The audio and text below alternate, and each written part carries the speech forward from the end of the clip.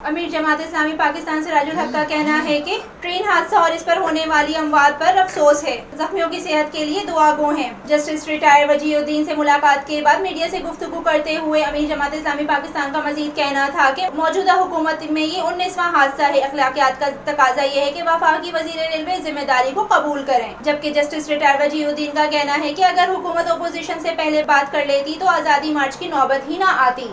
عوامی برادری کا جو ضمیر ہے اس کو جگانے کے لیے 85 دن ناکافی ہیں۔ کشمیر کے حوالے سے عینی معاملات کے لیے اقوام متحدہ میں جانا چاہیے۔ آزادی مارچ کی صورتحال ہے وہ آپ کے سامنے ہے، وہاں کیا ہو سکتا ہے کیا نہیں ہو سکتا۔ عام لوگ اتحاد کی طرف سے جماعت اسلامی کے درمیان اور ہمارے درمیان خصوصاً کشمیر کے معاملے کے اوپر رابطہ رہا ہے۔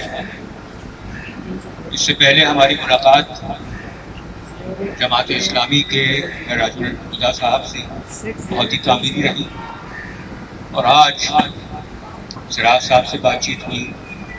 میں ان کے پرانے مداحوں میں سے ہوں۔ آزادی مارچ سے پہلے وزیر اعظم نے خود اعلان کیا تھا کہ جو بھی دھرنا دے گا ہم اس کو کنٹینر اور کھانا فراہم کریں گے۔ اب دیکھنا یہ ہے کہ حکومت مہمان نوازی کرتی ہے یا نہیں۔ کیمرامین سجاد کے ساتھ Sana Fahim, M7 city news, Karachi.